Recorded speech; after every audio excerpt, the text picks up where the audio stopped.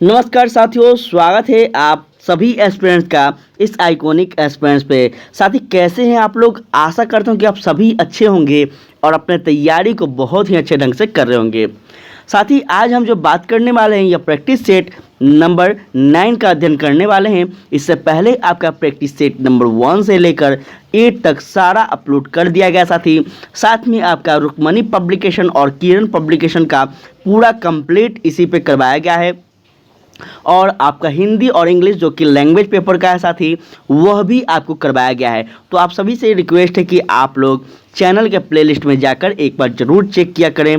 साथी यहाँ पे सारा आपका बिहार शिक्षक भर्ती के लिए पूरा कंप्लीट सिलेबस करवाया गया है। तो आप सभी से रिक्वेस्ट है कि एक बार आप लोग चैनल को ज़रूर विजिट किया करें। तो चलिए साथी स्टार्ट करते हैं प्रैक्टिस सेट नंबर 9।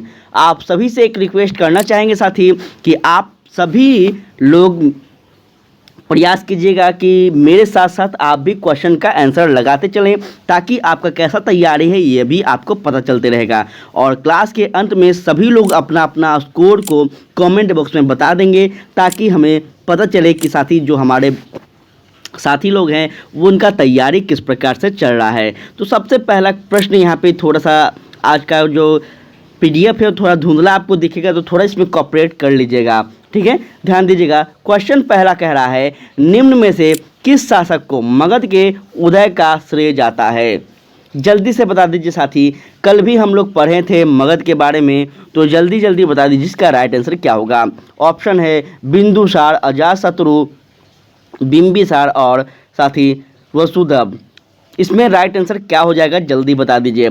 जल्दी से बता दें साथी इसका राइट आंसर क्या होना चाहिए। तो यह आपका हो जाएगा साथी ऑप्शन नंबर सी, बिंबिसार, ठीक है। बिंदुसार नहीं होंगे साथी, याद रखेंगे। बिंदुसार जो थे वह मौर्य वंश में आएंगे, लेकिन बिंबिसार जो हैं ये हर्यक वंश में आएंगे। तो इतना आप सभी को याद रखना है कि सबसे पहला जो मगध का शासक रहा है इसका कौन रहा है? हर्यक वंश। इसके संस्थापक कौन रहे हैं? बिंदुसार, ठीक है।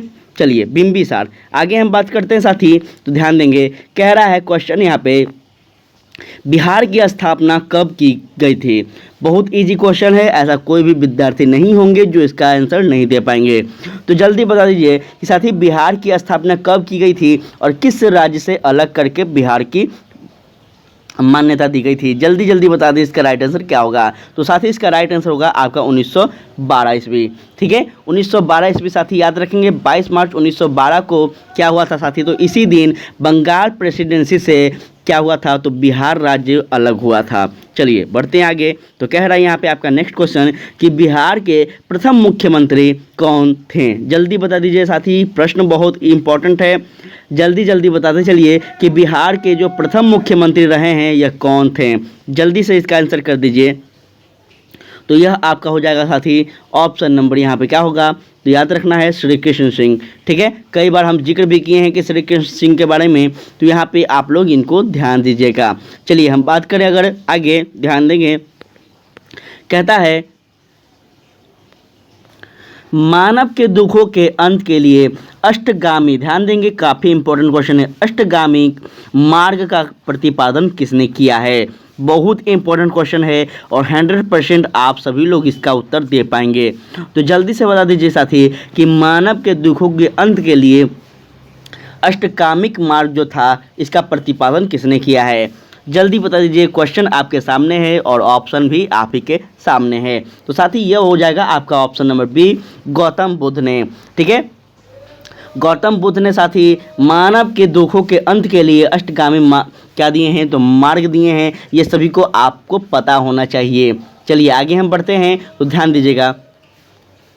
प्रश्न कह रहा है आपका, छेदी वंश का प्रसिद्ध शासक राजा खारवेल किस क्षेत्र के से था? साथी जल्दी बता दीजिए। छेदी वंश के प्रसिद्ध शासक राजा खारवेल जो थे यह किस क्षेत्र से थे? यह किस क्षेत्र से साथी? तो यह आपका हो जाएगा क्या? तो कलिंग से। ऑप्शन नंबर बी कलिंग होंगे, ठीक है। छेदी वंश का जो प्रसिद्ध शासक खारवेल रहा है साथी, यह कहाँ से रहा है? तो कलिंग से रहा है। और यह जैन धर्म का अनुयायी था, यह भी आपको याद रखना होगा। आपसे पूछ दिया जाएगा कि साथी कलिंग के जो शासक थे खारवेल, यह किस धर्म को मानते थे? तो जैन धर्म को मानते थे, याद रखेंगे। और हाथी गुफा या फिर साथ ही उदयगिरी गुफाओं से प्रारंभिक जैन अवशेष से यहाँ प्राप्त हमें अवशेष जो मिलती है साथ ही यहीं से हमें पता चलता है। चलिए आगे हम बात करें तो कहता है अकबर ने किसको अपना दरबारी कवि नियुक्त किया था। क्वेश्चन इंपॉर्टेंट है, ध्यान देंगे। साथ ही जल्दी बता दीजिए कि अकबर ने किसको अपना दरबारी कवि नियुक्त किया था। जल्दी जल्दी यहाँ पे आंसर कर दीजिए क्या होना चाहिए इसका राइट आंसर। इसका राइट आंसर क्या होना चाहिए साथ ही जल्दी बता दीजिए। आज का थोड़ा सा आपको पीडीएफ पढ़ने में परेशानी हो रहा होगा, इसमें कोई डाउट नहीं है, लेकिन साथ ही थोड़ा आज कोऑपरेट कर लेंगे। पीडीएफ जब हमको आपको टेलीग्राम पे देंगे तो क्लियर देंगे, उसके लिए बेफिक्र रहें, ठीक है। तो इसका राइट आंसर जो होगा साथी वो होगा आपका ऑप्शन नंबर बी, मियाँ तानसेन, ठीक है। मियाँ तानसेन जो है साथी यह आपका राइट आंसर होगा, याद रखेंगे। हम बात करें अगर इनके बारे में तो साथी अकबर के 9 रत्नों में से मियाँ तानसेन भी थे और सबसे पहले अब्दुल फजल के माध्यम से तानसेन का परिचय एक चिट्ठी के द्वारा अकबर के पास कराया जाता है, ठीक है। बाद में अकबर ने तानसेन की प्रतिमा को देखते हुए अपना दरबारी कवि नियुक्त कर देते हैं, यह बात आपको याद रखना होगा। चलिए बढ़ते हैं आगे। कहता अकबर ध्यान देंगे 1556 से 1605 ईस्वी के बीच साथी किस वंश का शासक था। इंपॉर्टेंट क्वेश्चन कहा जा रहा है साथी, थोड़ा सा ध्यान दीजिएगा।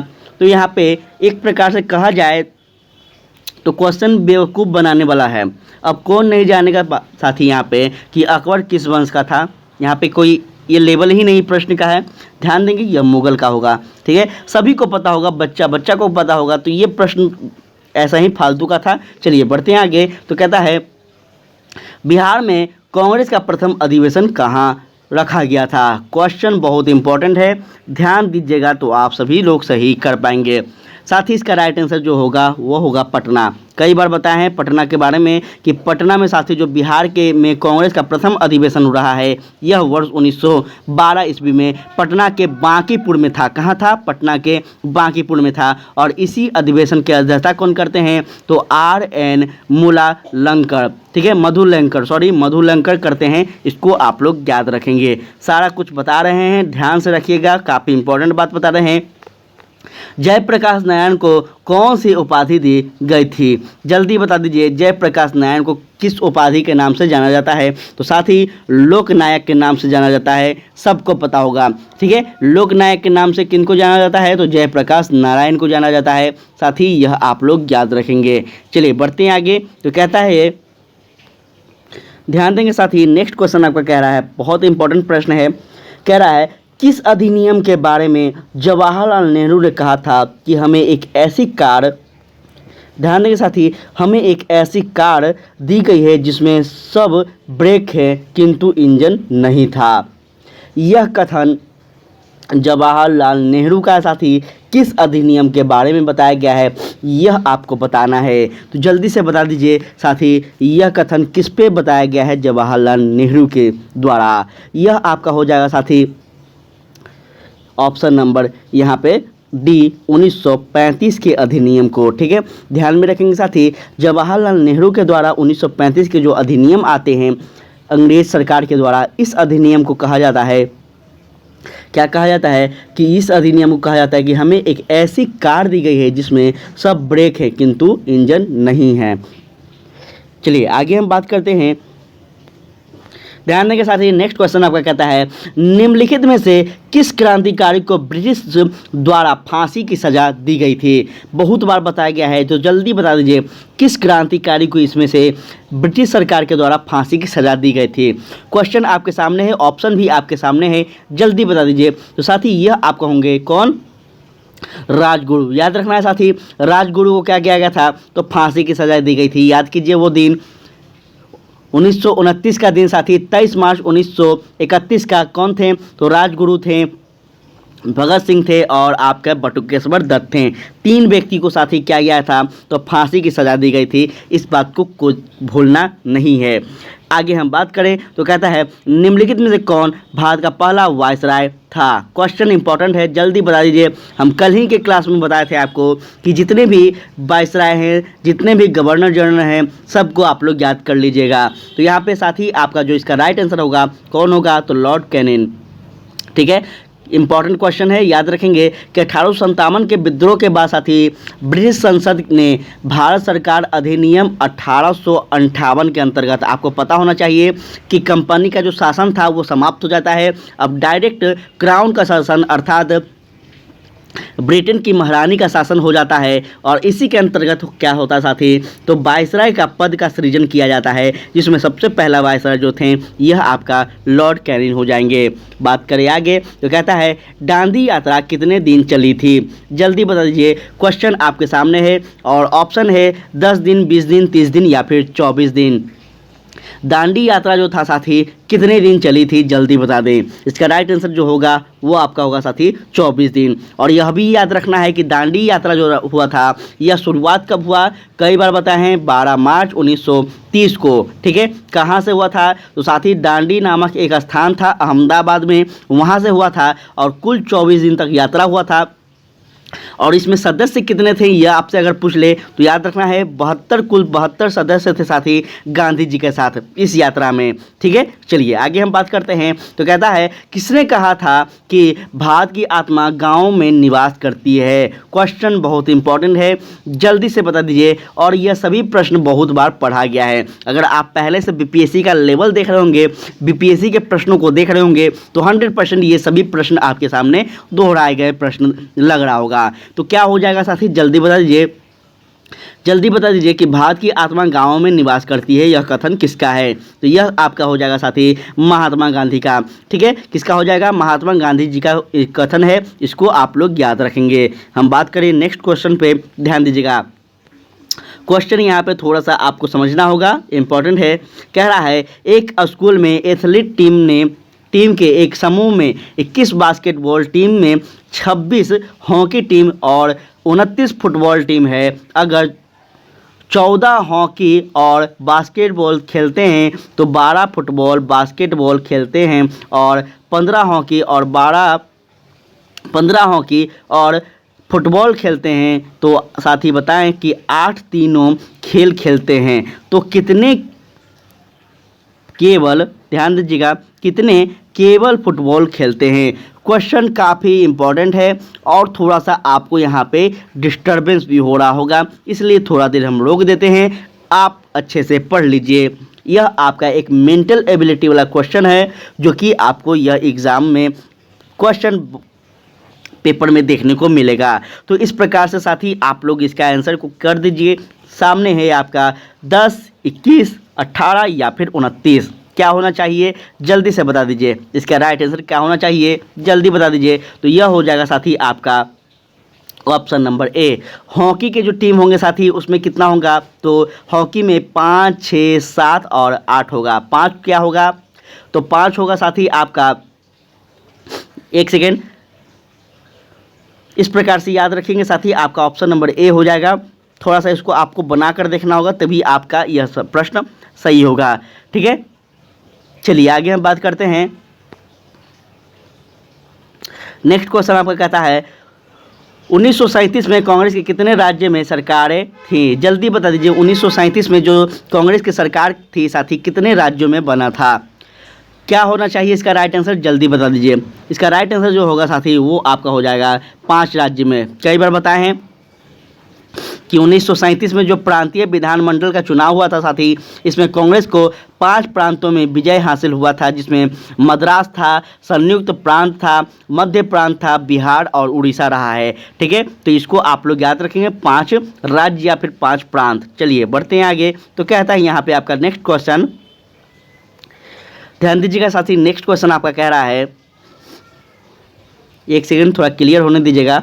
कह रहा है नीचे 1857 की क्रांति के दौरान उनके नेतृत्व क्षेत्र का युग्म है, गलत युग्म का छांटिए। चलिए छांटिए जल्दी जल्दी कि इसमें से गलत युग्म क्या है, गलत मिनल क्या है, जल्दी। सबसे पहले है रानी लक्ष्मीबाई जो कि इंदौर, खान बहादुर खान रुहेलखंड, बीर कुंवर सिंह शाहाबाद और नाना साहेब कानपुर। इसमें से सही क्या है और गलत क्या है जल्दी बता दीजिए। बहुत बार बताया गया है 1857 की क्रांति के बारे में, तो जल्दी बता दीजिए इसका राइट आंसर क्या होना चाहिए। यह आपका होगा साथी रानी लक्ष्मीबाई। ध्यान दीजिएगा, रानी लक्ष्मीबाई जो कि इंदौर है साथी, यह आपका क्या है जो गलत है। इस पर अगर हम बात करें रानी लक्ष्मीबाई के बारे में, ध्यान देंगे कि रानी लक्ष्मीबाई ने 1857 का विद्रोह जो किया था साथी, यह इंदौर से नहीं बल्कि झांसी से किया था, इसीलिए इनको झांसी की रानी भी कहा जाता है। इस बात को आप लोग याद रखेंगे। और डलहौजी की हड़प नीति के तहत झांसी को ब्रिटिश साम्राज्य में मिलाने के कारण इनका विरोध था, यह भी आपसे पूछा जा सकता है। चलिए आगे हम बात करें तो कहता है किस राष्ट्रीय नेता ने अंडवार सेलुलर जेलों की दीवारें पर भारत का इतिहास लिखा था। काफ़ी इम्पोर्टेंट क्वेश्चन है, बहुत इम्पोर्टेंट क्वेश्चन है, तो जल्दी से बता दीजिए कि किस भारतीय नेता ने साथी अंडमान निकोबार के जो जेल में थे तो उस जेल के दीवारों पे भारतीय इतिहास को लिखा था।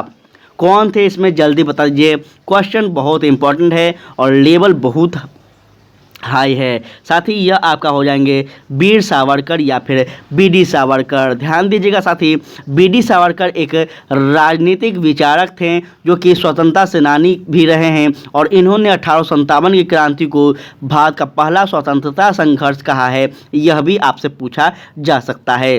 ठीक है, उसके बाद अभिनव भारत नामक क्रांतिकारी संस्था का इन्होंने गठन किया है वर्ष 1911 ईस्वी में, वर्ष 1911 ईस्वी में। तो ये सभी चीज़ आप लोग इनके बारे में याद रखेंगे, काफ़ी इंपॉर्टेंट चीज़ है जो कि बहुत बार हम बताए हैं। कह रहा है लंदन में स्थित रॉयल सोसाइटी ऑफ लंदन के पहले भारतीय सदस्य थे। कौन थे जल्दी जल्दी बताते चलिए। तो इसका राइट आंसर हो जाएगा साथी आपका AC वाडिया। ठीक है, क्या हो जाएंगे साथी, रॉयल सोसाइटी ऑफ लंदन की स्थापना जो हुई थी यह कब हुई थी तो 1660 ईस्वी में। ध्यान दीजिएगा 1660 में हुआ था और यह आपका AC वाडिया जो पहले भारतीय क्या थे साथी, तो ये पहले भारतीय सदस्य थे। चलिए बढ़ते हैं आगे। कह रहा है निम्न में से कौन युद्ध अंग्रेजों के फ्रांसीसियों पर श्रेष्ठता सिद्ध करता है। कौन सा युद्ध था जो कि अंग्रेजों की फ्रांसीसियों पर श्रेष्ठता सिद्ध करता है। वांडीवास का युद्ध, प्लासी का युद्ध, मैसूर का युद्ध या फिर श्रीपट्टनम का युद्ध। जल्दी से बता दीजिए, फिर उसके बाद हम भी बताएंगे। तो इसका राइट आंसर जो होगा साथी वांडीवास का युद्ध। याद रखेंगे वांडीवास का युद्ध जो था इसको हम सप्तवर्षीय युद्ध भी कहते हैं क्योंकि यह 7 वर्षों तक युद्ध चला था। ठीक है, लंबा कहानी है, इस पे हम अगर चर्चा करने लगेंगे तो काफ़ी आपको डेप्थ में बताना पड़ जाएगा क्योंकि यह जो युद्ध था साथी यह भारत का युद्ध नहीं था, यह यूरोप का ही युद्ध था। लेकिन यूरोप के 2 कंपनियां आपस में यहाँ पे भिड़ जाते हैं तो इस प्रकार से उन दोनों का युद्ध यहाँ पे हो जाता है। कारण यहाँ का कुछ भी नहीं था, कारण यूरोपीय कारण था। इसको आप लोग याद रखेंगे वांडीवास का युद्ध के बारे में। हम बात करें आगे तो कहता है साथी मेरियाना खाई कहाँ है। साथी परसों भी बताया गया था मेरियाना खाई के बारे में, जल्दी बता दीजिए क्या होना चाहिए। यह आपका होगा साथी प्रशांत महासागर। मेरियाना खाई जो है यह प्रशांत महासागर है और विश्व का सबसे गहरा गर्त यह है साथी, यह भी आपसे पूछा जाएगा। कहता है निम्न में से कौन सी महासागरीय धारा अटलांटिक महासागर में नहीं पाई जाती है। जल्दी बता दीजिए कौन सी महासागरीय धारा अटलांटिक महासागर में नहीं पाई जाती है। तो यह आपका होगा क्या हो जाएगा तो साथी पेरू धारा। ध्यान दीजिएगा पेरू धारा की अगर हम बात करें तो पेरू धारा प्रशांत महासागर में पाई जाती है और यह दक्षिण अमेरिका से पश्चिम पेरू तट से प्रवाहित होती है। यह भी आपसे पूछा जाएगा कि यह किस ओर से प्रवाहित होती है। ध्यान दीजिएगा कह रहा है समुद्र में बहिर्पृष्ठ भूमि कहलाती है। बहिर्पृष्ठ भूमि क्या कहलाती है, समुद्र में जल डमरू मध्य है, प्रायद्वीपीय है, स्थल संयोज है और द्वीप है। क्या इसमें से होगा यह आपको बताना है। तो इसका राइट आंसर जो होगा क्या हो जाएगा तो प्रायद्वीपीय। ध्यान दीजिएगा बहिर्पृष्ठ का जो अर्थ होता है यह क्या होता है पहले ध्यान दीजिएगा। तो समुद्र से घिरी जो भूमि होती है साथी उसको हम क्या कहते हैं तो प्रायद्वीपीय कहते हैं। हम कई बार आपको बताए हैं जैसे अपना भारत है तो अपना भारत जो है वो दक्षिण का साउथ का जो हम भारत की बात कर रहे हैं तो क्या है समुद्र से घिरा हुआ है, वो भी तीनों साइड से, इधर से भी है, इधर से भी है, इधर से भी है। इमेजिन कीजिए या फिर आपके सामने अगर मैप है तो आप लोग मैप देख लीजिए। तो इसको हम क्या कहते हैं, इसको हम प्रायद्वीपीय भारत कहते हैं। ठीक है, तो यही प्रायद्वीपीय भारत होता है इसका मतलब। ठीक है, चलिए आगे हम बढ़ते हैं। तो कहता है साथी कौन सा देश sugar bowl of the world के रूप में जाना जाता है? क्वेश्चन इंपॉर्टेंट है, जल्दी से इसका आंसर कर दीजिए। क्या होना चाहिए? आपको ऑप्शन भी दे देते हैं ताकि आपको कोई प्रॉब्लम ना हो। क्यूबा है, ब्राज़ील है, यूएस है या फिर भारत है? जल्दी से बता दीजिए साथी क्या होना चाहिए। इसका राइट आंसर क्या होना चाहिए जल्दी बता दें। तो यह आपका होगा साथी ऑप्शन नंबर सी, ब्राज़ील। क्या होगा? ब्राज़ील हो जाएगा। ध्यान दीजिएगा, चीनी का कटोरा क्यूबा को कहा जाता है। किसको कहते हैं? एक इंपॉर्टेंट बात बता रहे हैं, चीनी का कटोरा अगर आपसे पूछे तो क्यूबा को कहेंगे, जहां गन्ने का सबसे ज़्यादा उत्पादन होता है। और साथ ही इसी आधार पर ब्राज़ील को सरकार ने चीन का महत्व कम करने और अन्य फसलों का ज़्यादा ध्यान देने के लिए केंद्रित किया है। तो यह ब्राज़ील के बारे में भी आप याद रखेंगे और क्यूबा के बारे में। ठीक है, चलिए प्रश्न आपका कह रहा है एक घड़ी दोपहर 12 बजे चलना शुरू करती है तो साथ ही 5:10 पर घंटे की सुई घूम जाती है। किधर की ओर घूम जाती है? जल्दी से बता दीजिए, जल्दी से बता दीजिए। थोड़ा सा रीजनिंग का क्वेश्चन है तो आप बताइए कि 12 बजे एक घड़ी जो है 12 बजे चलना शुरू करती है, 5:10 पर वह क्या करती है? तो घंटे की जो सुई रहती है वह रुक जाती है। तो कितना डिग्री पर रहेगा यह आपको बताना है। कितना डिग्री पर रहेगा ये आपको बताना है, जल्दी से बता दीजिए। तो यह आपका होगा साथी क्या? तो 155 डिग्री पर। ठीक है, क्या हो जाएगा? 155 डिग्री पर हो जाएगा। कैसे हो जाएगा? तो आपको एक फॉर्मूला बता रहे हैं, आप उस फॉर्मूला से निकाल सकते हैं। साथ ही 360 बटा हम 12 क्या करेंगे? तो 12 गुना क्या करेंगे साथी? तो गुना करेंगे हम 31/6 से। तो आपका जो फॉर्मूला होगा साथी यह क्या होगा? 155 डिग्री निकल जाएगा। ठीक है, इस प्रकार से आप निकाल सकते हैं, आपको पता चल जाएगा कि किस प्रकार से हम फॉर्मूला को निकाले हैं। क्वेश्चन कह रहा है, ध्यान दीजिएगा, 42 पूर्वी देशांतर भारत के लिए इसलिए महत्वपूर्ण है क्योंकि, जल्दी बता दीजिए, 42 डिग्री जो है यह पूर्वी देशांतर के लिए क्यों महत्वपूर्ण है? कई बार हम चर्चा किए हैं 42 डिग्री के बारे में। तो इसका राइट आंसर आप लोग कीजिएगा, गलती बिल्कुल मत कीजिएगा।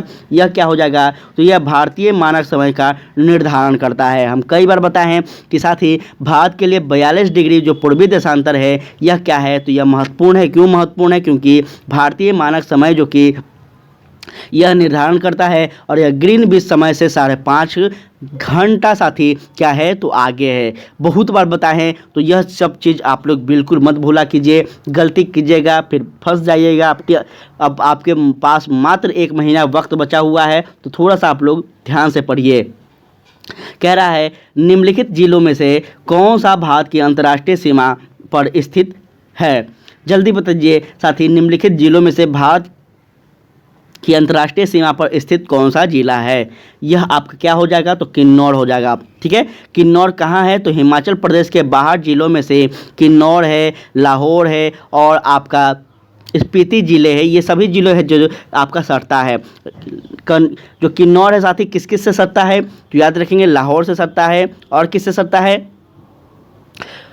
तो इसको आप लोग याद रखेंगे। चीन से भी शायद मेरे ख्याल से याद नहीं आ रहा है, शायद चीन से भी ये सटता है कि नहीं सटता है। आप लोग एक बार मैप को देख लीजिएगा। ठीक है, कंफर्म नहीं है लेकिन हाँ लाहौर से सटता है, यह 100% कंफर्म है। तो इसको आप लोग याद रखेंगे। चलिए आगे हम बात करते हैं। तो कहता है भारत का सबसे दक्षिण में स्थल है किसका है? क्या कन्याकुमारी है, धनुष कोडी है, इंदिरा पॉइंट है या फिर रामेश्वरम है?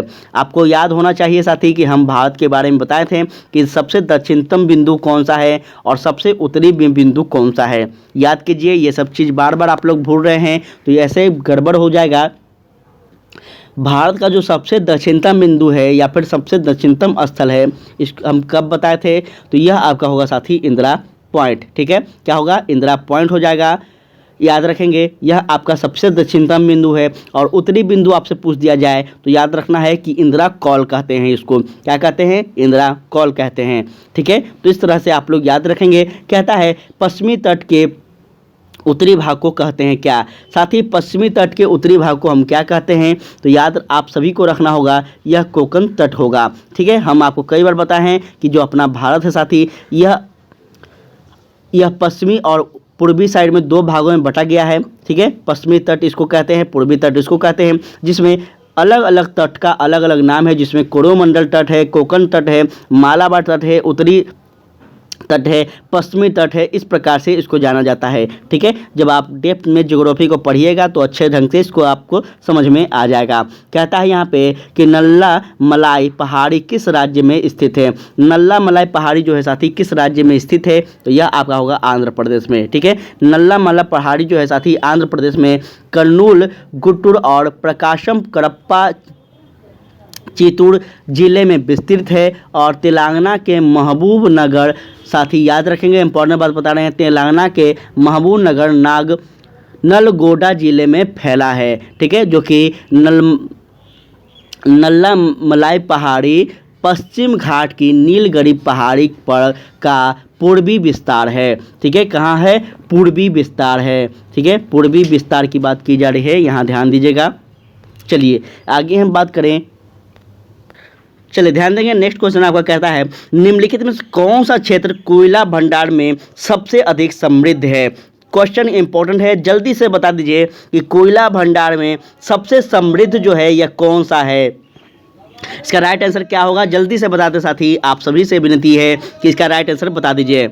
इसका राइट आंसर होगा साथी आपका ऑप्शन नंबर बी, दामोदर घाटी। ठीक है, ध्यान दीजिएगा, पश्चिम बंगाल का चिरागगंज कोयला क्षेत्र उत्तरी दामोदर घाटी में है, जो कि देश का सबसे महत्वपूर्ण और बड़ा कोयला क्षेत्र है। इस क्षेत्र से साथी देश का लगभग अगर बात करें हम तो 35% जो है यह कोयला आपका यहाँ से क्या होता है साथी, तो प्राप्त होता है। ठीक है, इसको आप लोग याद रखेंगे, बहुत ही इंपॉर्टेंट बात बता रहे हैं। और वहीं हम बात करें अगर देश के गोंडवाना सेल की अगर हम बात करें तो यहाँ से आपका 98 पॉइंट, ठीक है, 58% साथी कोयला प्राप्त होता है। तो दो आपको इंपॉर्टेंट बात बताए हैं, एक आपको बंगाल के बारे में जो कि 35%, वहीं आपको बताए हैं गोंडवाना सेल से जहाँ की 58% होता है। तो ये चीज़ आप लोग याद रखेंगे, काफ़ी इंपॉर्टेंट ये है, ये आपसे पूछा जा सकता है। ठीक है, चलिए आगे बात करें तो कहता है निम्नलिखित विकल्पों में से कोयला का सबसे शुद्ध रूप क्या है। जल्दी से बता दीजिए। साथ ही एक चीज़ आपको याद होना चाहिए कि कोयला के जो है वो भी कोयला क्या होता है तो अलग अलग प्रकार के होता है, जिसमें सबसे शुद्ध आपसे पूछा जा रहा है क्या है। इसमें सबसे जो शुद्ध अगर हम बात करें तो यह आपका हो जाएगा ऑप्शन नंबर साथी क्या, तो एंथ्रेसाइट। ठीक है, एंथ्रेसाइट जो है यह क्या है तो सबसे शुद्ध कोयले का रूप है, सबसे शुद्ध कोयले का क्या है प्रकार है, इसको याद रखेंगे। आपको क्लास 10th का अगर हम बात करें तो क्लास 10th का ज्योग्राफी जब आप पढ़ेंगे तो वहाँ पे आपको कोयले का अलग अलग प्रकार के बारे में जानकारी वहाँ पे मिलेगा। ठीक है, यह आपको जानकारी दे दिए हैं, अगर आपके पास होगा तो आप वहाँ से आसानी से पढ़ सकते हैं। चलिए आगे हम बात करें तो ध्यान दीजिएगा, कह रहा है यहाँ पे नेक्स्ट क्वेश्चन कह रहा साथी कि भारत में लोहा उत्पादन करने की लागत अन्य देशों की तुलना में किस कारण काफ़ी कम है। जल्दी से बता दीजिए, क्वेश्चन इंपॉर्टेंट है। लोहा उत्पादन अर्थात यहाँ पे बात किया है खनिज संसाधन की, कि भारत में जो खनिज संसाधन है वो क्यों कम है, यह भी आपको विचार करना होगा। तो जल्दी से बता दीजिए क्या कारण है भारत में जो खनिज संसाधन कम है, जल्दी बता दीजिए। और इसमें बात की जा रही है लोहा की पर्सनली, तो पहले लोहा की बात करेंगे, उसके बाद हम लोग खनिज संसाधनों की बात करेंगे। तो यह आपका होगा साथी क्या, तो याद रखना है कोयले और लोहा एक ही क्षेत्र में पाए जाते हैं, यह एक क्या है साथी, तो कमी का मुख्य कारण है, इसको याद रखेंगे। ठीक है, अगर हम बात करें इसके बारे में तो भारत के कई ऐसे क्षेत्र हैं जहां पर कोयला और लोहा एक ही क्षेत्र में पाए जाते हैं, क्योंकि वहां कि भूमि जो है यह कोयला और लोहा संसाधन का विस्तार है। जैसे कि हम बात करें तो बिहार हो गया आपका, झारखंड हो गया, बंगाल हो गया, ये सभी जो हैं यह क्या हैं तो औद्योगिक क्षेत्र हैं। ठीक है, वर्तमान में अगर हम बात करें बिहार की तो थोड़ा सा बिहार में साथ ही औद्योगिक क्षेत्र कम देखने को मिल रहे हैं। कब, जब 2000 ईस्वी में जब बिहार और झारखंड अलग हो गया है तो काफ़ी ज़्यादा जो खनिज वाला क्षेत्र था वह कहाँ चल गया है तो झारखंड में चल गया है, इसलिए तो थोड़ा सा हम लोगों के पास खनिजता का कमी हो गया है। ठीक है, चलिए नेक्स्ट हम बात करें तो कहता है कि निम्नलिखित में से ऊर्जा का गैर परंपरागत स्रोत कौन सा है। जल्दी से कह दीजिए साथी इसका राइट आंसर क्या होना चाहिए। इसका क्या होना चाहिए साथी, ऊर्जा का परंपरागत गैर परंपरागत स्रोत पूछ रहा है, तो याद रखना है आप सभी को कि यह हो जाएगा आपका प्रकाश वोल्टीय ऊर्जा, ठीक है। साथ ही हम बात करें इसके बारे में तो यह जानकारी आपको याद रखना होगा कि ऊर्जा का गैर परंपरागत स्रोत जो है यह प्रकाश वोल्टीय ऊर्जा होता है, जो कि फोटोवोल्टीय सेलों द्वारा सूर्य की रोशनी को सीधे विद्युत ऊर्जा में बदल देता है, ठीक है। और सूर्य की कमी भी न खपे, इसलिए साथी याद रखना है कि सौर को हम ऊर्जा कहते हैं, जो कि आंध्र प्रदेश में आपका सलीपिपली भारत का 7वां, इंपॉर्टेंट बात बता रहे हैं, ध्यान दीजिएगा। आंध्र प्रदेश में सलीपिपली भारत का पहला गांव है जिसे सौर ऊर्जा से पूर्ण रूप से क्या किया गया है, तो विद्युतीकरण किया गया है। 2 इंपॉर्टेंट क्वेश्चन हम आपको यहाँ पे बताए हैं, तो इसको याद रखेंगे। चलिए हम बात करते हैं आगे। तो कह रहा है कि आंध्र प्रदेश और तमिलनाडु के तटीय भूभाग को क्या कहते हैं। जल्दी बता दीजिए कि आंध्र प्रदेश और तमिलनाडु के जो तटीय भाग है, भूभाग, उसको हम क्या कहेंगे। तो यह आपका होगा साथी कोरोमंडल। क्या होगा, कोरोमंडल तट कहेंगे, इसको आप लोग याद रखेंगे, जो कि पूर्वी तट का दक्षिण भाग कोरोमंडल कहलाता है। और इस तटीय सहन क्षेत्र में 3 अभिभाग किए जा सकते हैं, जिसका साथ ही उत्तर का मैदान हो गया, आंध्र तटीय मैदान हो गया, एक तमिल मैदान हो गया। 3 भागों में इसका विभाजन किया जा सकता है।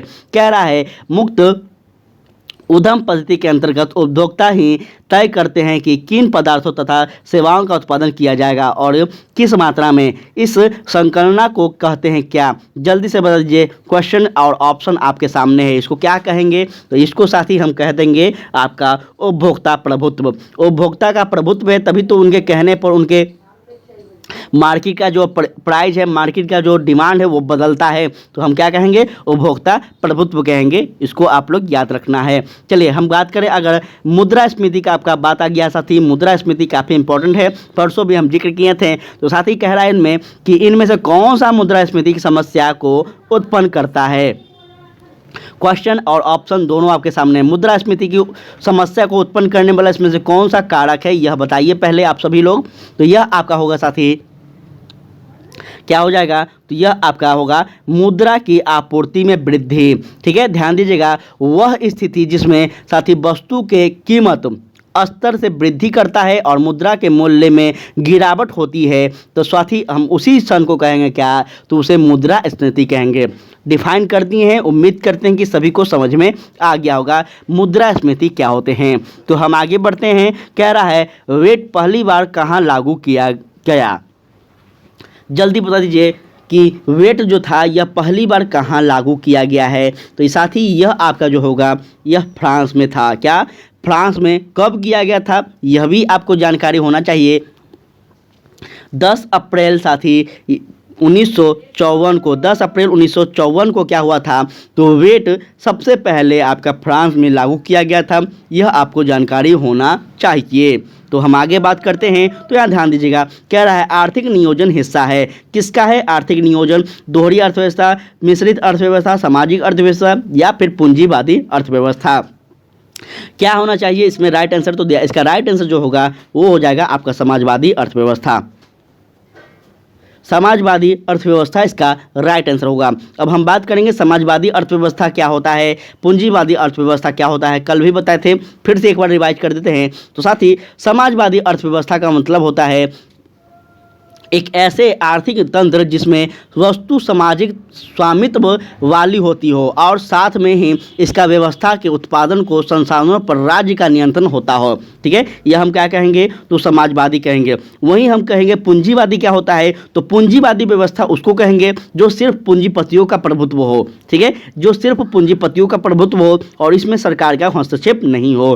साथ ही यह भी आपको जानकारी याद रखना होगा कि जो अपना भारत है यह किस अर्थव्यवस्था को मानता है, तो यह आपको मिश्रित अर्थव्यवस्था को पालन करता है, जिसमें दोनों का समरूप है, एक समाजवादी अर्थव्यवस्था और मिश्रित अर्थव्यवस्था। यह दोनों का मिश्रण है मिश्रित अर्थव्यवस्था। ना ही इसमें किसी गरीब के साथ अत्याचार होगा, ना ही किसी पैसे वाले के साथ। तो इसमें दोनों का मिलकर साथ ही क्या होता है, अर्थव्यवस्था का ग्रोथ होता है, देश का विकास होता है। इस प्रकार से इसको आप लोग याद रखेंगे। हम बात करें आगे, तो कहता है निम्नलिखित में से कौन सी लागत सीमांत लागत से संबंधित है। क्वेश्चन काफ़ी इंपॉर्टेंट है, जल्दी से इसका आंसर कर दीजिए क्या होना चाहिए। साथ ही यह होगा आपका परिपर्ती लागत। ठीक है, परिपर्ती लागत क्या होता है यह भी आपको चर्चा करना होगा। ध्यान दीजिएगा, सीमांत लागत एक आंतरिक इकाई है साथी, जो कि उत्पादन की कुल लागत में होने वाली वृद्धि है, और सीमांत लागत स्थिर लागत से मुक्त होती है। क्यों होती है? क्योंकि साथी याद रखना है आप सभी को, क्योंकि स्थिर लागत उत्पादन स्तर के साथ नहीं बदलती है और परिपल्तरी लागत बदलती है। यही कारण है, आपको याद रखना होगा। देखिए, डिप्रेशन जितना बता रहे हैं, आपसे विनती है कि आप लोग लिख लीजिए। देखिए, हर समय जरूरी नहीं है कि कुछ कुछ फ्लो में मुंह से कुछ निकल जाए, तो इस प्रकार से हम आपको बता रहे हैं कि जो भी मेरे मुंह से निकल रहे हैं उसको आप लोग नोट डाउन जरूर कर लिया कीजिए। हर क्वेश्चन में हर चीज़ मुमकिन नहीं है कि निकल जाए, तो इस प्रकार से आप लोग याद रखेंगे। ठीक है, कभी कभी याद आ जाता है माइंड में, तो हम आपको एक्सप्लेन कर देते हैं। कुछ चीज़ नहीं भी आते हैं, तो ऐसे परिस्थिति में हम नहीं भी बता पाते हैं, तो थोड़ा सा आप सब इसे विनती कर रहे हैं कि आप लोग कॉपी में नोट डाउन जरूर किया कीजिए।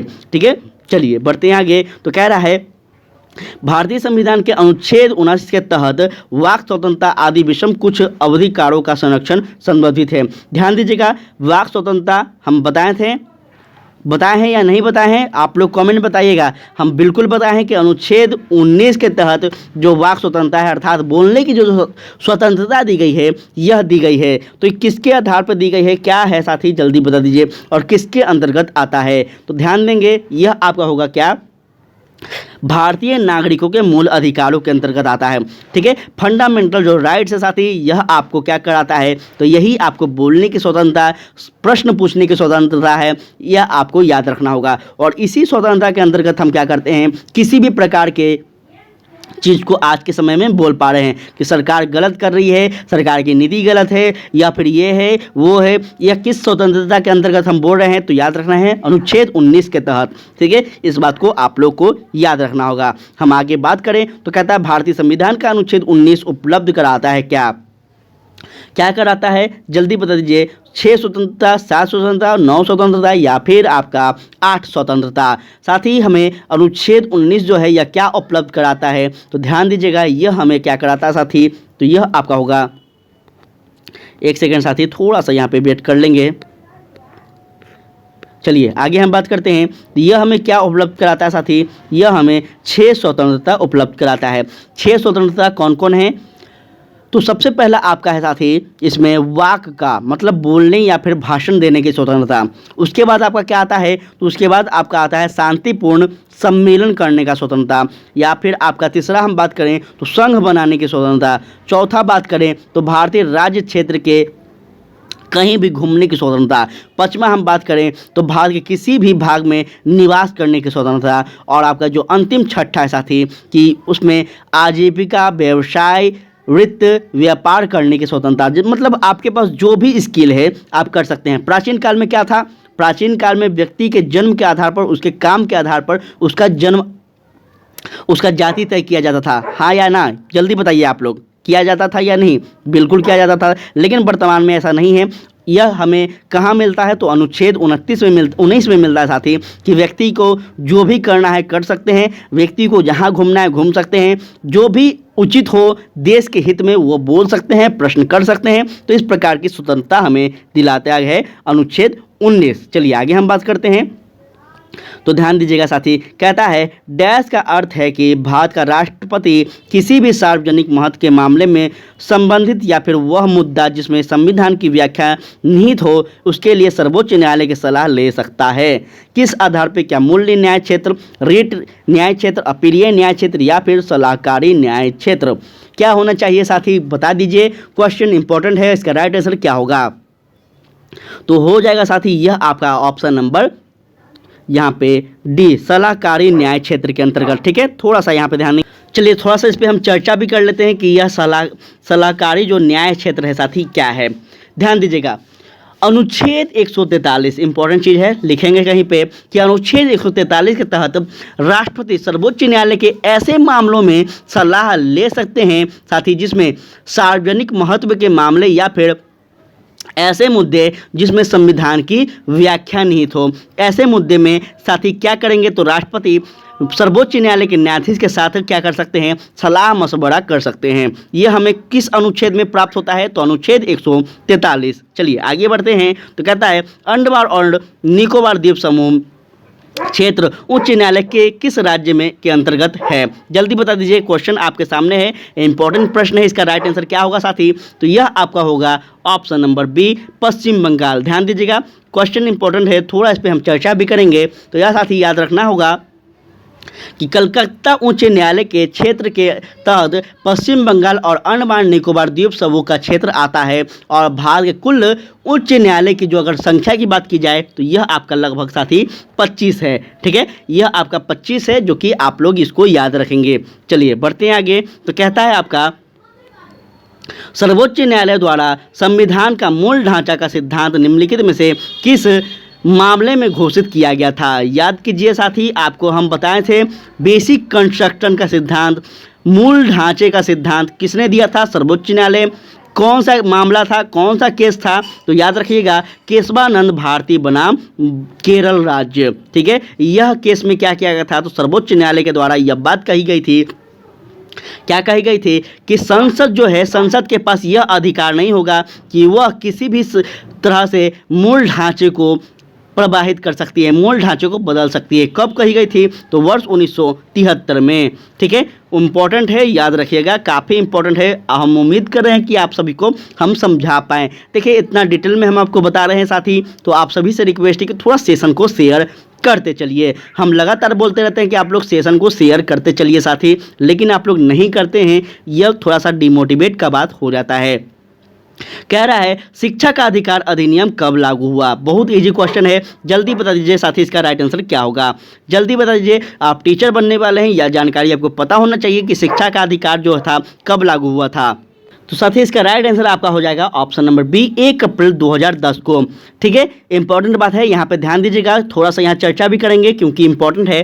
तो साथी शिक्षा का जो अधिकार अधिनियम रहा है, यह आपको 2009 में आया था साथी, लेकिन पूर्ण रूप से अगर बात की जाए तो याद रखिएगा 1 अप्रैल 2010 को यह पूर्ण रूप से क्या होता है? लागू होता है। और इसके अनुसार आपका 6 से 14 वर्ष के जो बच्चे होते हैं साथी, इनको क्या किया गया था? तो अनिवार्य एवं निःशुल्क शिक्षा देने का अधिकार दिया गया था, जो कि यह भी क्या आते हैं साथी? तो यह भी आपका बच्चे का मूल अधिकार के अंतर्गत आता है, याद रखेंगे। चलिए आगे हम बात करें तो ध्यान दीजिएगा, कहता है अधिकार कर्तव्य को करते हैं, अधिकार कर्तव्य को करते हैं क्या? बाधित, शामिल या फिर विरोध या फिर निर्देशित। किसको करते हैं साथी? अधिकार जो है ये हमारे कर्तव्य को क्या करता है? जल्दी बता दीजिए। यह जो क्वेश्चन है थोड़ा सा इमेजिन करने वाला क्वेश्चन है कि मान कर चलिए हमारा किसी पे अधिकार है या फिर किसी चीज़ पे अधिकार है, तो हम उस समय हमारे मन में क्या आएगा? क्या निर्देशित करना होगा, विरोध करना होगा, बाधित करना होगा या फिर शामिल करना होगा? देखिए, क्वेश्चन इसी प्रकार से आपसे पूछा जाएगा और वहाँ पे आपको कोई हेल्प नहीं मिलेगा, अपने आप को व्यक्तित्व के हिसाब से साथ ही एग्ज़ाम देना होगा। तो इस प्रकार से आप लोग देते चलिए। मान लीजिए कि हम एग्ज़ाम हॉल में हैं, तभी आप सेलेक्ट हो पाएंगे। इसका राइट आंसर हम बात करें तो यह होगा साथी आपका निर्देशित।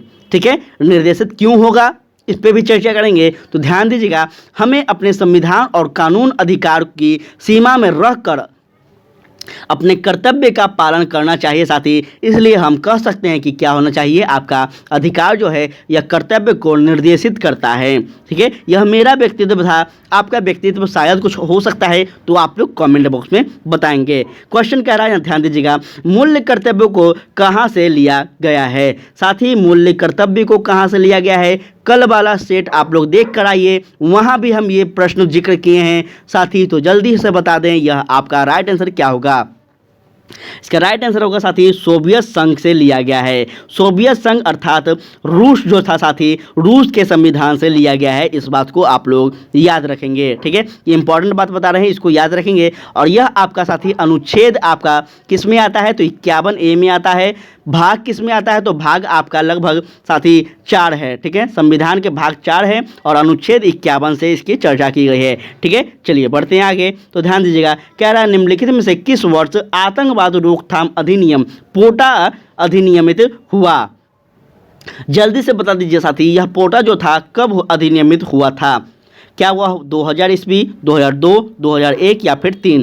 क्वेश्चन आपके सामने है और ऑप्शन आप लोग जल्दी से दे दें। यह आपका होगा साथी 2002 में। ठीक है, आतंकवाद रोकथाम अधिनियम जो था, जिसको हम पोटा कहते हैं साथी, यह आपका 2002 में लागू किया गया था। जिसका उद्देश्य क्या था, तो याद रखना है, उद्देश्य की अगर हम बात करें तो आतंकवाद से लड़ना था और साथ ही कानून अब समाप्त कर दिया गया है। ठीक है, यह आप कानून क्या हो गया है, तो समाप्त हो गया है। कहता है साथी, अधिकार परीक्षा का शाब्दिक अर्थ क्या है? अधिकार परीक्षा का जो शाब्दिक अर्थ है क्या है, तो याद रखना है, यह आपका होगा साथी किसी अधिकार से या फिर वारंट से। ठीक है, अब हम चर्चा भी करेंगे। देखिए, इंपॉर्टेंट क्वेश्चन होगा तो हम जरूर चर्चा करेंगे। देखिए, कह रहा है अधिकार परीक्षा का अर्थ होता है किसी अधिकार या फिर वारंट से, अर्थात न्यायालय द्वारा रिट जो जारी किए जाते हैं, सरकारी अधिकारी को उसके कार्य से रोका जाता है, इसके लिए उसके पास कानूनी अधिकार नहीं होते हैं और यह रिट केवल सार्वजनिक संस्थाओं या फिर व्यक्ति के खिलाफ ही जारी किए जा सकते हैं। किस प्रकार से किए जा सकते हैं साथी, तो याद रखेंगे, जब आपके मूल अधिकारों का हनन होगा, हम बताए थे आपको, तो साथ ही आप अनुच्छेद 32 के अंतर्गत क्या कर सकते हैं, सर्वोच्च न्यायालय में क्या कर सकते हैं, अपील कर सकते हैं। अनुच्छेद 264 के अंतर्गत आप उच्च न्यायालय में अपील कर सकते हैं। तो इस सब बात को आप लोग याद रखेंगे। और सर्वोच्च न्यायालय के पास यह अधिकार है कि वह 5 प्रकार के रिट जारी करते हैं। ठीक है, बंदी प्रत्यक्षीकरण रिट इस प्रकार से है, आपका परमादेश रिट, तो 5 प्रकार के रिट होते हैं, यह भी आप लोग याद रखेंगे। कहता है चमगादड़ बाधाओं को महसूस कर लेते हैं क्योंकि वे उन्नत होते हैं। चमगादड़ बाधाओं को महसूस कर लेते हैं क्योंकि वह उन्नत करते हैं। किस चीज़ में साथी, जल्दी बता दीजिए, यह आपका क्या होना चाहिए, तो ध्यान दीजिएगा, पराश्रय ध्वनि तरंग से। ध्यान देंगे, काफ़ी इंपॉर्टेंट क्वेश्चन बताए हैं, तो यहाँ पे आप लोग थोड़ा सा ध्यान दीजिएगा। हम बात करें आगे, तो कहता है ध्यान देंगे। देखिए साथी, हमारे तरफ से जो भी लगता है कि हम बता सकते हैं 100% बता रहे हैं, और अभी भी हम देख रहे हैं कि इस लेवल का कोई नहीं बता रहा है। ठीक है, तो आप सभी से विनती करते हैं कि साथी थोड़ा सा सेशन को शेयर करते चलिए। मेरा उद्देश्य यही है कि हम आपको 2 ही क्वेश्चन बताएं, 5 ही क्वेश्चन बताएं, लेकिन उसमें कॉन्सेप्ट क्लियर बताएं। ठीक है, इसलिए हम आपको इतना बताते हैं। लेकिन बहुत सारे लोग ऐसा सोचते हैं कि हम बहुत ज़्यादा भी बोलते हैं, लेकिन मेरा जो काम है, मेरा जो स्किल है, मेरा रहेगा। जिसको सच में कुछ बनना है, सच में कुछ सीखना है, वो जरूर रुकेंगे, अन्यथा चलते जाएंगे। ठीक है, तो कहता है साथी, श्वेत प्रकाश के घटकों में विभाजन किसके कारण होता है? श्वेत प्रकाश के घटकों में साथी विभाजन जो होता है किसके कारण होता है, तो याद रखना है आप सभी को, यह हो जाएगा साथी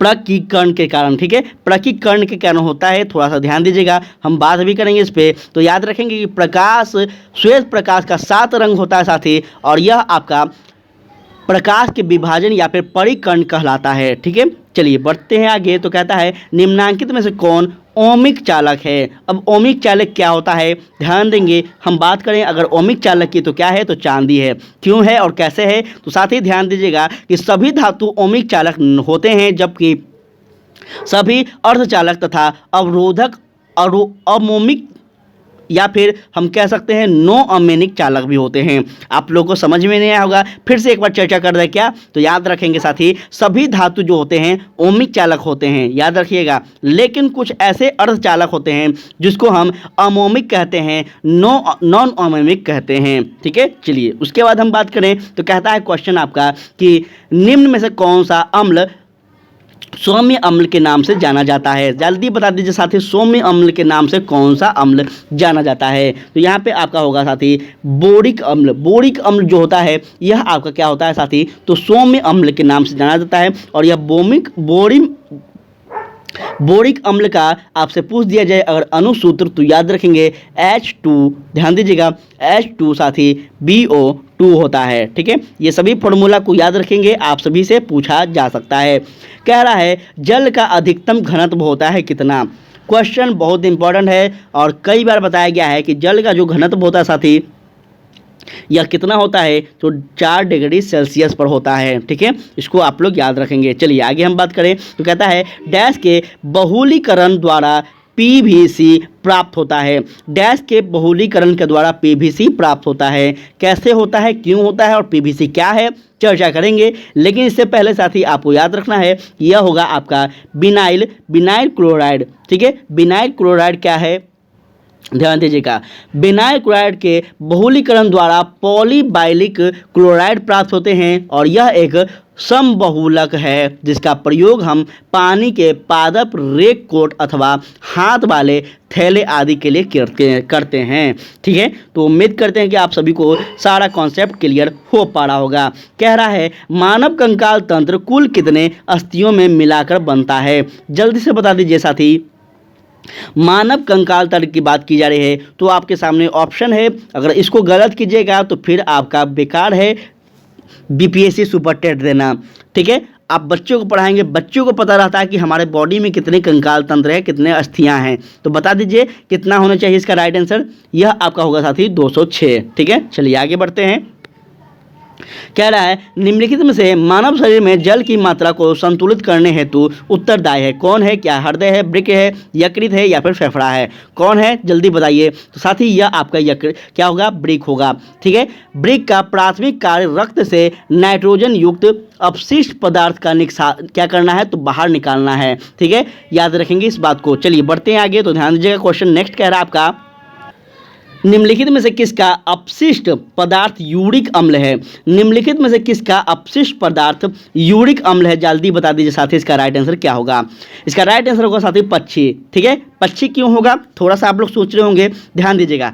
जंतु में मुख्य अपशिष्ट पदार्थ आपका अमोनिया होता है या फिर यूरिया होता है। ठीक है, जो कोई साथी यूरिया अम्ल जो होता है यह आपका क्रेटिनाइल है और पक्षी अपने शरीर से अपशिष्ट पदार्थ के रूप में यूरिया अम्ल निष्कासित करते हैं जो कि उनके शरीर जल की अधिक मात्रा से बाहर निकल के क्या करता है साथी? रोकता है। इसलिए आपका ऑप्शन नंबर सी जो है बिल्कुल 100% सही है। ध्यान देंगे। नेक्स्ट क्वेश्चन कह रहा है कि दांतों के क्षरण को कम करने हेतु अधिकतम टूथपेस्ट में क्या होता है? साथ ही जल्दी से बता दीजिए कि दांतों को क्षरण दूर करने के लिए जो अधिकतम टूथपेस्ट में होता है क्या होता है? तो याद रखना है यह आपका होगा फ्लोराइड। साथ ही फ्लोराइड क्या होता है यह भी समस्या है, ध्यान देंगे। फ्लोराइड दंत बल्ब को मजबूती प्रदान कर दांतों की रक्षा करता है जो कि जीवाणु द्वारा स्रावित हानिकारक अम्लों से मिलकर फ्लोराइड दांत की रक्षा करता है। कोई समस्या? बढ़ते हैं आगे। तो कह रहा है आपका निम्न में से कौन सा प्राकृतिक संख्या का वर्ग नहीं हो सकता है? निम्न में से कौन प्राकृतिक संख्या का वर्ग नहीं हो सकता है साथी? तो यह आपका होगा कौन सा? Option number A, sorry option number B होगा साथी। ठीक है, ऑप्शन नंबर बी होगा आपका राइट आंसर। चलिए बढ़ते हैं आगे। तो इंपॉर्टेंट क्वेश्चन कह रहा है, ध्यान दीजिएगा कि गांधी इरविन समझौता भारत के निम्नलिखित में से किस आंदोलन से संबंधित है? बहुत बार बताए गए हैं साथी गांधी इरविन समझौता के बारे में, तो जल्दी से बता दीजिए इसका राइट आंसर क्या होगा। ध्यान दीजिएगा, सविनय अवज्ञा आंदोलन आप सबको कई बार बताया गया है, याद रखेंगे। सविनय अवज्ञा आंदोलन जो था यह क्या था साथी? तो इससे संबंधित था। गांधी इरविन समझौता साथी सविनय अवज्ञा आंदोलन संबंधित थे और ये समझौता कब हुआ था? तो 5 मार्च 1931 को। ठीक है, 5 मार्च 1931 को हुआ था, याद रखिएगा। चलिए आगे हम बात करें।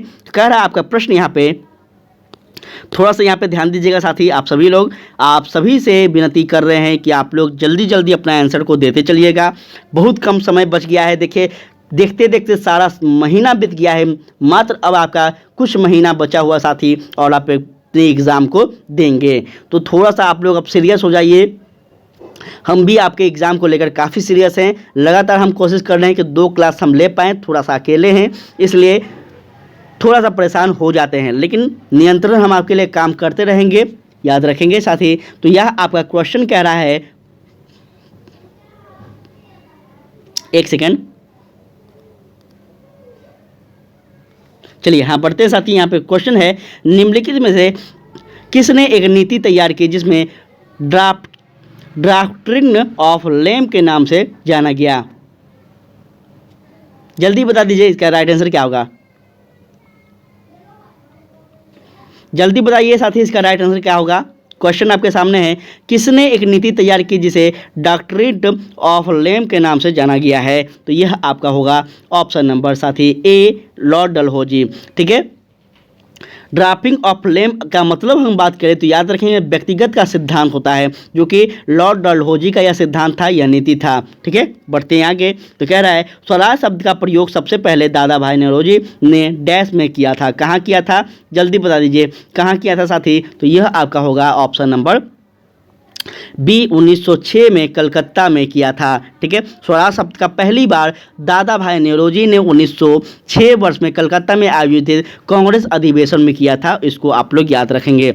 हम बात करें आगे तो कहता है भारत छोड़ो प्रस्ताव को स्वीकृति देने के लिए अखिल भारतीय कांग्रेस समिति की बैठक डैश सत्र में आयोजित की गई थी।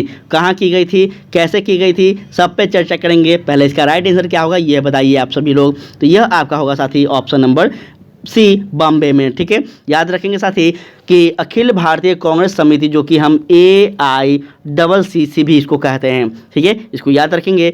इसकी जो सबसे पहले बैठक हुई थी, प्रस्तावित हुई थी, यह कहाँ हुआ था, तो बम्बई में हुआ था। ठीक है, कब हुआ, 8 अगस्त 1942 को, 1942 को।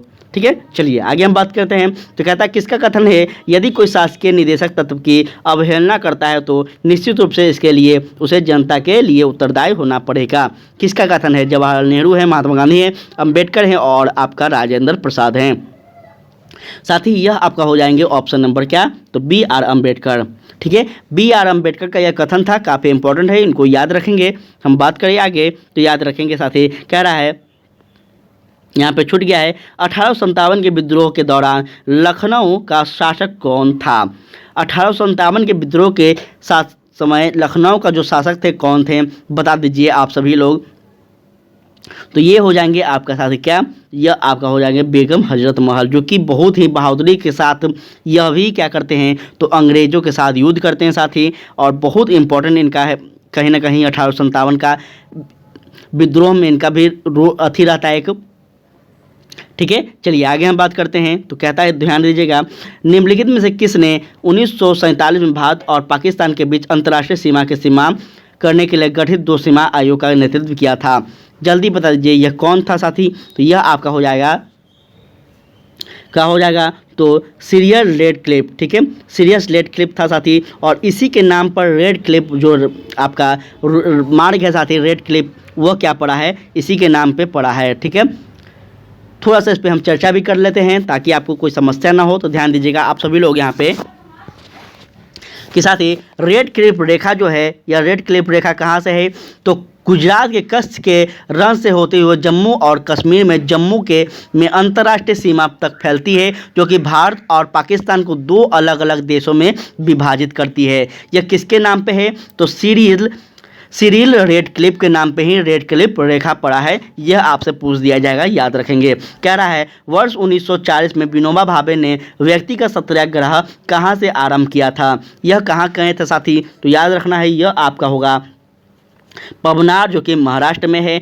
यहाँ से आचार्य विनोबा भावे वर्ष 1940 में महाराष्ट्र के साथ ही पवनार में व्यक्तिगत सत्याग्रह शुरू करते हैं। इसको आप लोग याद रखेंगे। हम बात करें आगे तो ध्यान दीजिएगा, इसमें एक बात और इम्पोर्टेंट बता रहे हैं साथी कि ये जो विनोबा भावे का यह व्यक्तिगत सत्याग्रह था, इसमें लगभग अगर बात करें हम तो यह 2500 व्यक्ति, लगभग हम बात कर रहे हैं, कंफर्म नहीं बता रहे हैं, 25,000, एक सेकंड साथी, 25,000 बिल्कुल याद है, 25,000 लोगों ने इस सत्याग्रह में क्या किया था, तो दोषी ठहरा चुका था। यह भी आपसे पूछा जा सकता है। ठीक है, वर्ष 1941 की हम बात कर रहे हैं, इसको आप लोग याद रखेंगे। चलिए आगे हम बढ़ते हैं। तो कह रहा है क्वेश्चन, व्यक्तिगत सत्याग्रह के तहत तीसरे सत्याग्रही कौन थे। जल्दी से बता दीजिए, क्वेश्चन आपके सामने है, ऑप्शन भी हम दे देते हैं। चलिए बताइए कि व्यक्तिगत सत्याग्रह में तीसरे सत्याग्रही जो थे कौन थे। यह आपका होंगे साथी क्या, तो बृहदत्त।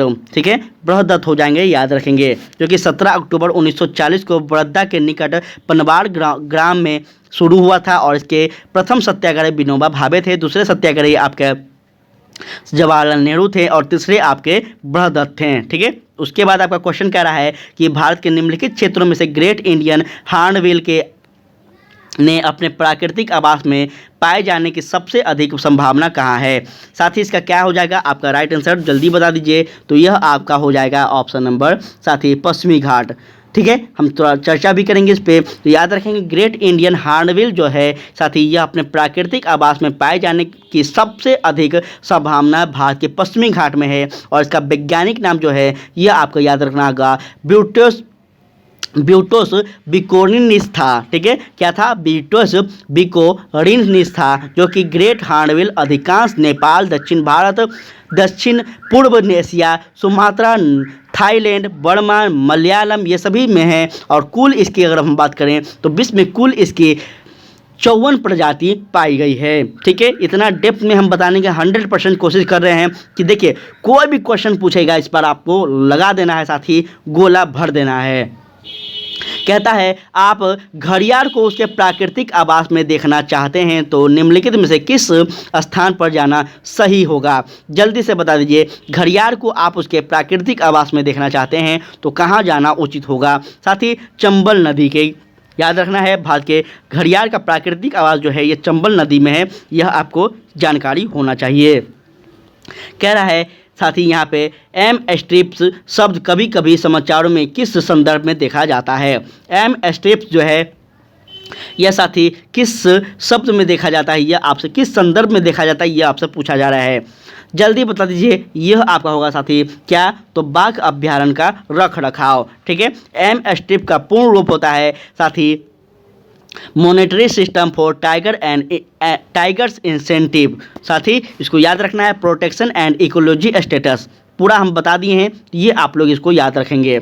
ठीक है, चलिए आगे हम बढ़ते हैं। तो क्वेश्चन कह रहा है जैव ऑक्सीजन मास किसके लिए मानक मापदंड है? साथ ही यह आपका होगा किसके लिए है? तो यह आपका हो जाएगा, ध्यान दीजिएगा, जलीय पारिस्थितिक तंत्रों में प्रदूषण के मापन के लिए है। जलीय पारिस्थितिक तंत्रों में प्रदूषण के मापक के लिए जैव ऑक्सीजन माप है और जो कि एक मापदंड है और जल प्रदूषण का भौतिक रसायन एक जैविक धारा पर मूल्यांकन निर्धारित करता है। चलिए बढ़ते हैं आगे। तो कह रहा है आपका प्रश्न, निम्नलिखित राज्यों में किस में से एक पाखुई वन्यजीव अभ्यारण्य अवस्थित है? क्वेश्चन आपके सामने है साथी, क्या होना चाहिए? तो याद रखना है अरुणाचल प्रदेश। ठीक है, बहुत बताए हैं आपको कि अरुणाचल प्रदेश में सबसे ज़्यादा अभ्यारण्य है। ठीक है, तो इसको आप लोग याद रखेंगे। चलिए आगे हम बात करें।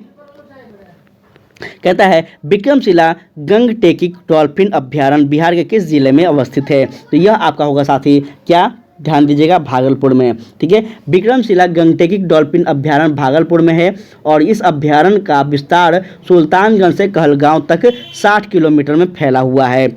नेक्स्ट हम बात करें तो कहता है निम्नलिखित में से कौन सा भारत में विनिर्माणीकरण का प्रभाव नहीं है? जल्दी से बता दीजिए, क्वेश्चन आपके सामने है, ऑप्शन भी आपके सामने है, तो जल्दी बता दीजिए। और भी ऑप्शन आपको दे देते हैं। चलिए देखिए, तो यहाँ पे आपका क्या होगा? नगरीयकरण। थोड़ा इस पर चर्चा भी करना होगा कि भारत में वनों का ह्रास का मतलब होता है साथी डिफोर्टेशन, जिसका हम मतलब अगर हिंदी बात करें तो यह आपका हो गया विनिर्वनीकरण। इसके प्रमुख प्रभाव के पर्वतीय क्षेत्र, जल स्रोत का सुखाव, जैव विविधता की मुख्य हानि, ये मुद्रा अपरदन के रूप दिखाई देते हैं और ये सभी मुख्य कारण है। जबकि नगरीय के कारण क्या है? तो वनों का ह्रास होता है और नगरीकरण में भारत की नवीनीकरण का प्रभाव न होकर वनों के क्षेत्रफल में आय कमी को देखा जाता है। ठीक है, तो इस प्रकार से आप लोग याद रखेंगे नगरीकरण और आप लोग गांव के बात की जा रही है। कहता है कौन सा, ध्यान दीजिएगा, कहता है कौन सा बाघ राज्य कहा जाता है? कौन सा बाघ राज्य कहा जाता है? जल्दी से बता दीजिए। यह आपका होगा ऑप्शन नंबर क्या? तो याद रखेंगे मध्य प्रदेश। मध्य प्रदेश जो है यह साथी टाइगर स्टेट की दर्जा इसको दी गई है क्योंकि यहाँ देश की कुल बाघों की संख्या अगर हम बात करें तो याद रखेंगे 1411 है। ठीक है, इसलिए इसको क्या कहा जाता है? मध्य प्रदेश को बाघों के राज्य कहा जाता है। निम्न में से ब्रह अभ्यारण्य कौन सा नहीं है? ब्रह अभ्यारण्य जो है यह कौन सा नहीं है? तो यह साथी आपका होगा क्या? Option number C, Kaziranga. Kaziranga की हम बात करें तो कान्हा किसली राष्ट्रीय उद्यान मध्य प्रदेश में है। वादगढ़ राष्ट्रीय उद्यान आपका मध्य प्रदेश में है और आपका क्या है? और आपका क्या है साथी, तो और भी आपको बताना होगा कि यहाँ पे काजीरंगा जो है यह कहाँ है, तो यह असम में है। ठीक है, इस प्रकार से आप लोग याद रखेंगे। चलिए बढ़ते हैं आगे। तो कह रहा है आपका अंतिम क्वेश्चन है, भारत के किस राज्य का सर्वाधिक क्षेत्र वन आच्छादित है? भारत के किस राज्य का सर्वाधिक क्षेत्र वन आच्छादित है? तो यह आपका होगा साथी, यह आपका हो जाएगा option number D, Madhya Pradesh. ठीक है, ऑप्शन नंबर डी इसका क्या हो जाएगा, मध्य प्रदेश। वन स्थिति रिपोर्ट 2019 के अनुसार मध्य प्रदेश की जो वन का क्षेत्रफल था साथी, यह कितना था, तो 77,482, ठीक है, वर्ग किलोमीटर में फैला हुआ था। इसको आप लोग याद रखेंगे। तो इस प्रकार से आपका होता है समाप्त। कैसा लगा साथी आप लोग ज़रूर बताएंगे। अगर अच्छा लगा हो तो प्लीज़ आप लोग शेयर कीजिएगा। आप सभी के लगातार डिमांड पे हम हर चीज़ प्रयास कर रहे हैं। और इधर देख रहे हैं कमेंट बॉक्स में कुछ साथियों का कमेंट आ रहा है लगातार कि यूनिक पब्लिकेशन का जो प्रैक्टिस सेट है उसको भी करवा दीजिए। तो हम उस पर भी देख रहे हैं साथी, थोड़ा सा हम पता कर रहे हैं कि कैसा वो प्रैक्टिस सेट है, उसके बाद ही हम आपके सामने ला पाएंगे, क्योंकि हम बेस्ट जो होता है वही लाते हैं। देखिए मार्केट में अभी के समय में बहुत सारा प्रैक्टिस सेट आया है, लेकिन आप लोग उतना मत फंसिए। मुझे जो लगता है कि यहाँ से आएगा, और यह जो लगातार बीपीएससी हो या फिर कोई भी एग्ज़ाम हो, वो प्रैक्टिस सेट इंपॉर्टेंट होता है, वही हम प्रैक्टिस सेट आपका ला रहे हैं। ठीक है, तो इस प्रकार से आप लोग भरोसा रखिए मेरे पे, सब कुछ हम आपके लिए करवा रहे हैं। बस आप लोग इतना कीजिए कि अधिक से अधिक इस चैनल को लोगों तक पहुंचाइए, ताकि अपना परिवार बड़ा हो सके। ठीक है, तो आज के लिए इतना ही। जय हिंद, जय भारत।